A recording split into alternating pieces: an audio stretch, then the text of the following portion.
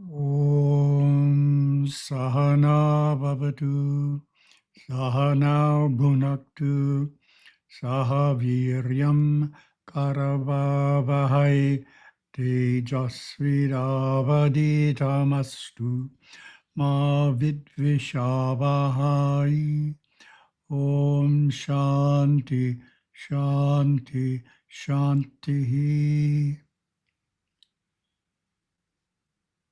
And we will share the screen here. Share. Okay, and we'll move that one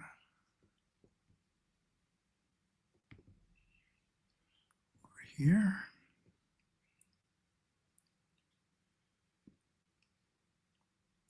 This one gets moved up here, and we're good to go.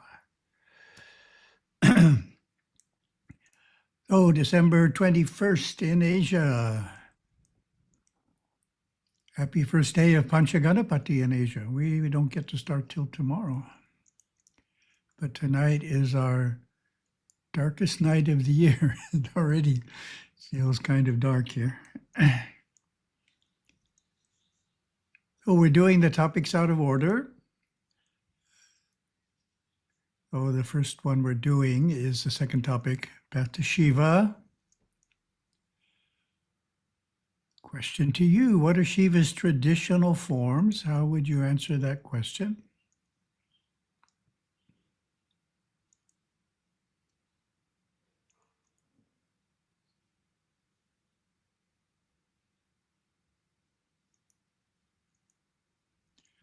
Every form is a form of Shiva, but tradition has given us several of special sacredness.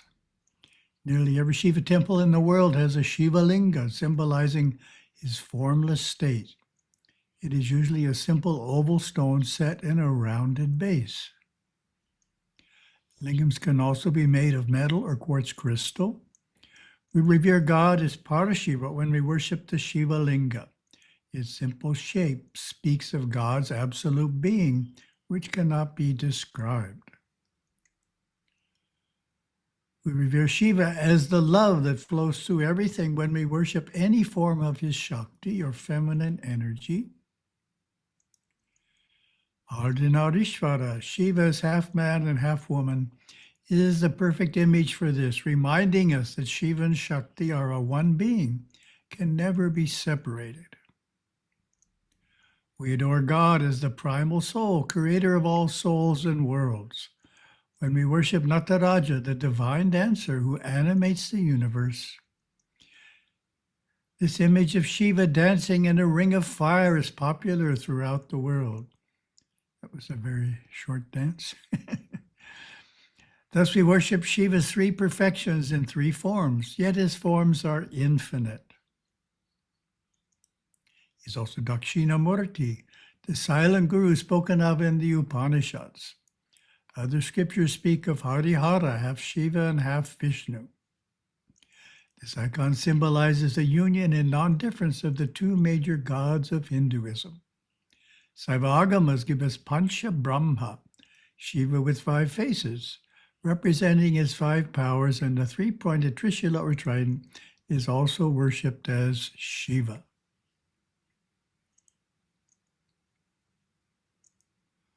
Its points represent love, wisdom, and action. Icha, Kriya, and Jnana. Tirumandaram reminds us, everywhere is the holy form. Everywhere is Shiva Shakti.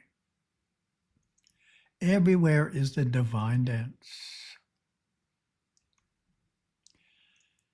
Then our next topic is the third topic, Patanjali's Yoga Sutras. Chapter 1, Samadhi.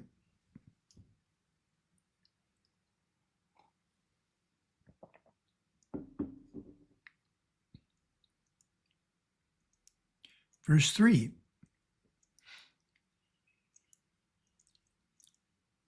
Then awareness abides in its essential nature. When the mind's movements are restrained, awareness naturally turns in on itself, remaining aware only of itself until thoughts again arise. To attain and sustain kaif, says Gurudeva, is a simple practice. You pull awareness out of the thought processes. You pull awareness out of the emotion processes. You pull awareness out of the bodily processes, and you're just completely on that pinnacle of being aware of being aware. That's so necessary to practice each day, even if you do it for a split second. So that's the material that's in the book. This graphic means it's extra material for our Zoom satsang. Kaif. Definition: pure awareness, aware only of itself. Superconsciousness, the core of consciousness. 3, feel yourself going in and in and in into the 7th dimensional area of the mind called kaif, being aware of simply being aware. It only takes a moment to become aware of being kaif, but to hold this state for any length of time, preparation has to be made. So that's the whole idea of preparation for meditation. Allows us, by taking time to prepare and not just rushing into a meditation, we're able to stay in the state of kaif longer when we achieve it. Verse 4. Otherwise, awareness identifies with the mental activities. My commentary: it is the nature of the awareness that it not only observes the mind's movements, but also identifies with them. Simple example is the idea of experiencing happiness. We say, I am happy, fully identifying with the emotional state called happiness. A deeper understanding would be awareness has taken the form of happiness. And a Gurudeva's quote, this is a classic quote on awareness, consciousness, and mind. Consciousness and awareness are the same when awareness is totally identified with and attached to that which it is aware of. To separate the two is the artful practice of yoga. Naturally, the Shumchef language is needed to accomplish this. When awareness is detached from that which it is aware of, it flows freely in consciousness. A tree has consciousness. Awareness can flow into the tree and become aware of the consciousness of the tree. Consciousness and mind are totally equated as a one thing when awareness and consciousness are a one thing to the individual. But when awareness is detached from that which it is aware of, it can flow freely through all 5 states of mind and all areas of consciousness, such as plants and the earth itself, elements and various other aspects of matter. Here we find awareness separate from consciousness and consciousness separate from the 5 states of mind attributed to the human beings. So this is a quote in which Gurudeva is distinguishing between the consciousness that plants have, for example, and the consciousness that humans have. So he's talking about the consciousness that humans have as the 5 states of mind. And we haven't turned off yet. In Sanskrit, we have the word chaitanya for consciousness. For awareness, it is sakshin, meaning witness. And for mind, the word is chitta. Consciousness, mind, matter, and awareness experience a oneness in being for those who think that they are their physical body, who are convinced that when the body ends, they end and are no more. So then we get some extra material here on yoga as separation.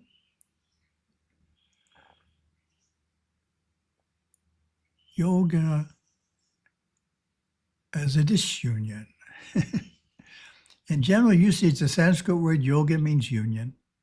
In Hindu philosophy, the union referred to is that of the individual self with the Supreme. Atman with Brahman. Jiva with Shiva. So that's all true. However, the process which the term yoga refers to in the Yoga Sutras is one of separating rather than joining. Merriam-Webster's definition of yoga captures this subtlety, which I was really surprised to find initially. Yoga, capitalized, a Hindu theistic philosophy, teaching the suppression of all activity of body, mind, and will in order that the self may realize its distinction from them and attain liberation. So that's the idea, is that awareness is entangled in the states of consciousness and has to separate from it. So, very valid practice in yoga. Dr. Feuerstein stated this idea as follows. According to one definition, especially popular among Vedanta and Neo-Vedanta followers, yoga means union. Although this may be correct as regards certain forms of yoga, it is definitely inapplicable to Patanjali's Kriya Yoga, whose essence consists rather in a disunion, namely the disjunction of the soul, Purusha, and the world, Prakriti. So then we have my normal example, which you've heard a couple times. I hold up a piece of paper and say, I see the paper. That makes sense, right? I see the paper. If I say, I am the paper, how many of you would think that? No one. We're trained that we are not physical objects. We perceive them. We see the paper, we smell the incense, we hear the water moving. That's the way we think. But then we say, I am happy. We are the happiness, but we are not the paper.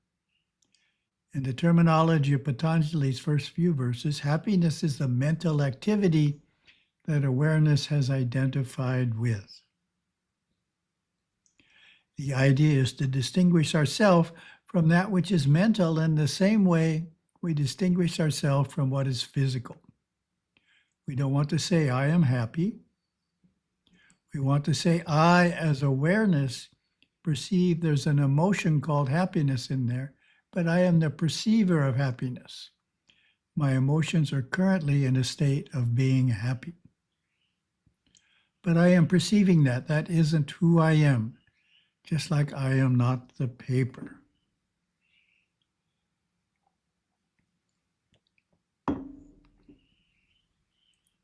And we get to the next topic, which would normally be our first topic. Relates to the question. In Gurudeva's teachings, is awareness synonymous with consciousness? How do these two relate to the mind? So this is a 3-part series on awareness, and this is the second part answering that question. So next it's going to summarize what was said at the part 1 of that question, so that part 2 continues with continuity, and that's slightly repetitive of the Yoga Sutras, but not that much. The first key concept is that awareness is the witness.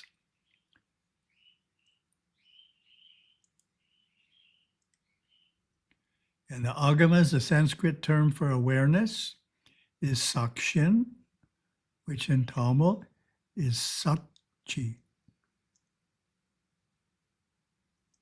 Second key concept is that consciousness is what is being witnessed. So you are the witness, and you are witnessing different things happening in your consciousness. I am witnessing sadness. I is awareness, and sadness is the state of consciousness. I am witnessing inner light. I is awareness, and inner light is the state of consciousness. Third key concept is that awareness tends to identify with consciousness. I am happy, I am sad. Then we get to disunion, which is slightly repetitive. Fourth key concept is that it is through the practice of yoga that we cause a disunion, a separation between awareness and consciousness. Patanjali's Yoga Sutras describes 3 ways in which they are separated. First way in which they are separated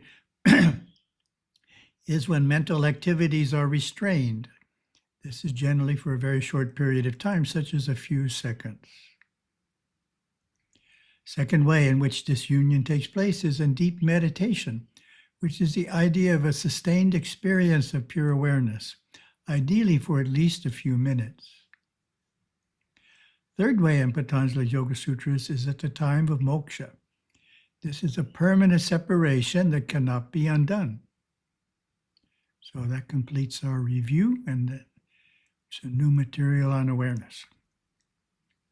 This is the idea of moving awareness.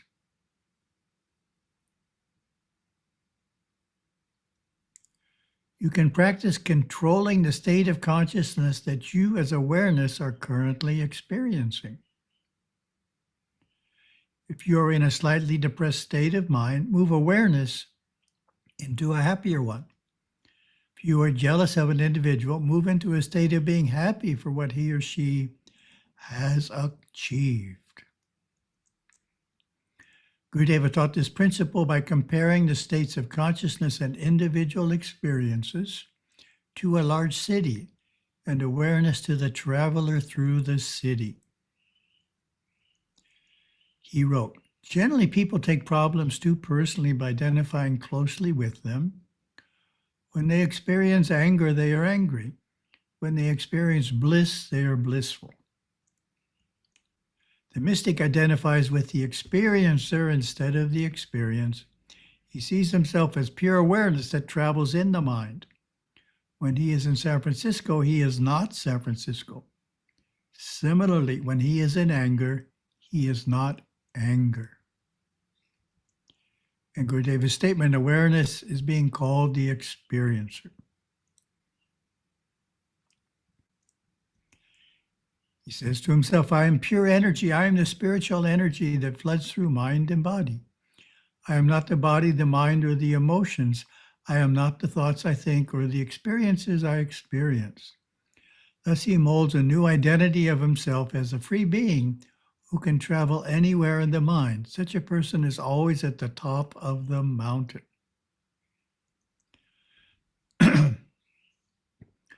Gurudeva wrote about the need to be able to move awareness nimbly for this realization to occur.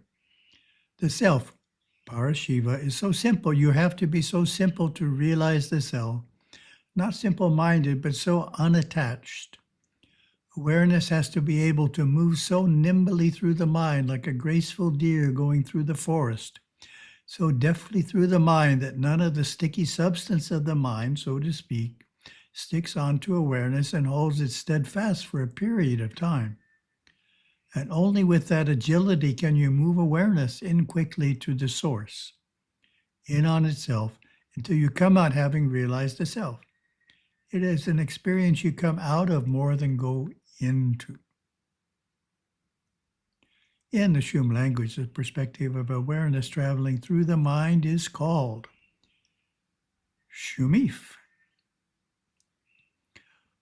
One of 4 perspectives, the meditative viewpoint of being awareness flowing from one area of the inner mind to another, the mind itself being stationary. The perspective of the Shum Chief language, it is also simply called the Shum perspective. In Saiva Siddhanta, it includes the deeper meditative practices. It is Advaita, or a monistic viewpoint. Also in the Shum lexicon, we have two words for awareness that relate to our discussion. Ni'if, individual awareness or perception, which differs from vast consciousness. The observation of individual awareness distinguished from impersonal consciousness.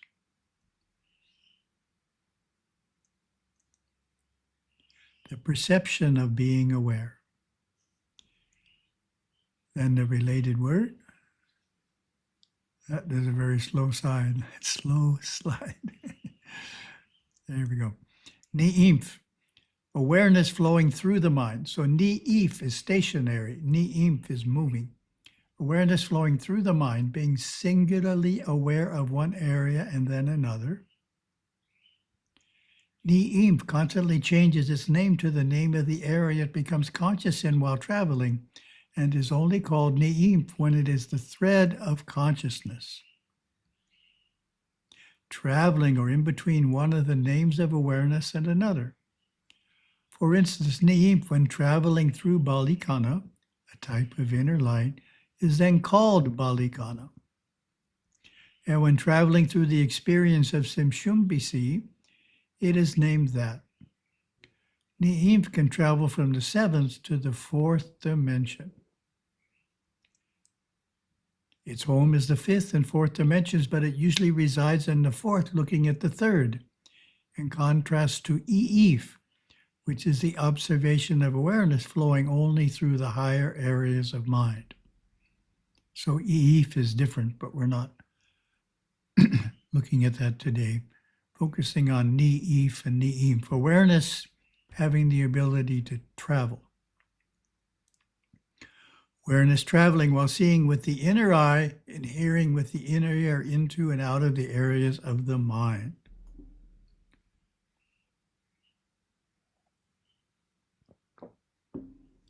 So to comment on that,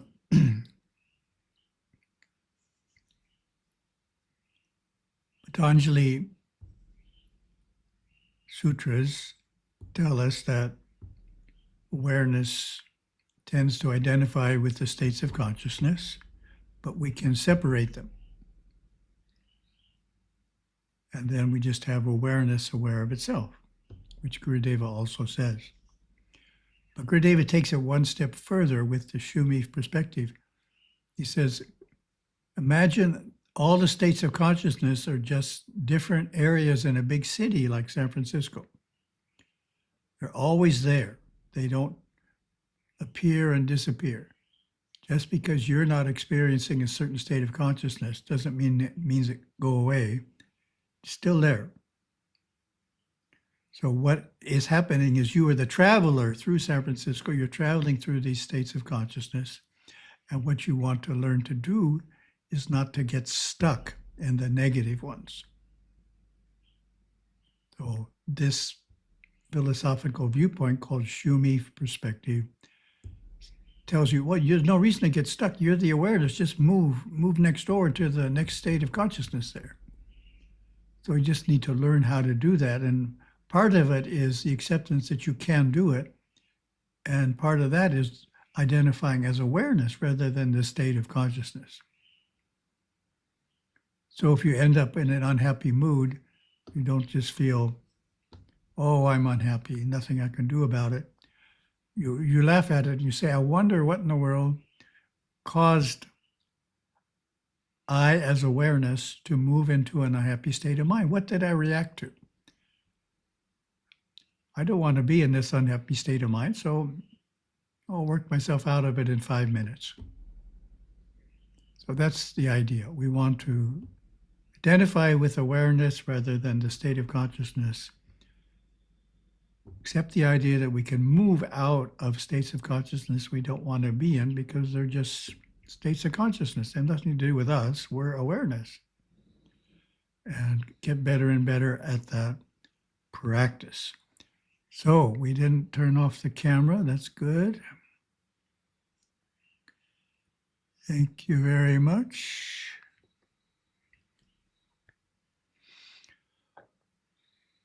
Oh.